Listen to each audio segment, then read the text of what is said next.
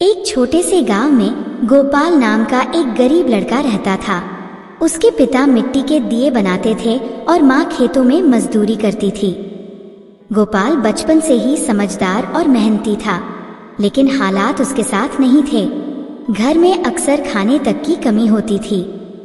हर साल दिवाली पर उसके पिता सैकड़ों दिए बनाते, पर शहर के बड़े दुकानदार उनसे बहुत सस्ते दाम पर खरीद लेते।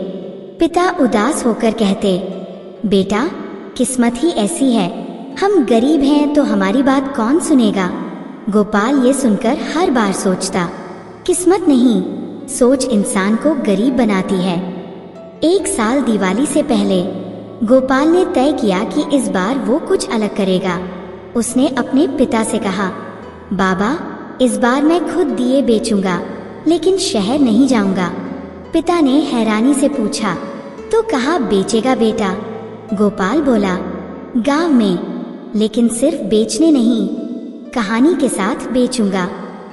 दिवाली से 2 दिन पहले गोपाल गांव के चौक में बैठ गया। उसने अपने मिट्टी के दियों को सजा दिया।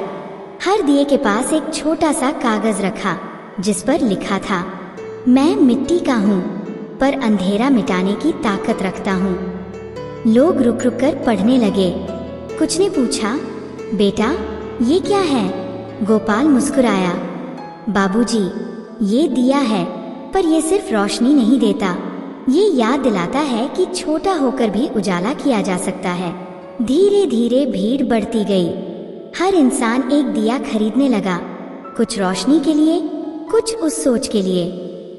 और फिर उस शाम तक गोपाल के सारे दिए बिक गए। लोगों ने उससे 2 गुने दाम चुकाए।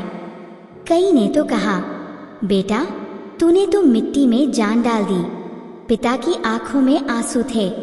उन्होंने कहा, आज समझ आया कि मिट्टी वही होती है, पर हाथ बदल जाए तो किस्मत भी बदल जाती है। सीख, संसाधन नहीं, सोच इंसान को ऊंचा बनाती है। अगर इरादा सच्चा हो तो मिट्टी का दिया भी सूरज से मुकाबला कर सकता है।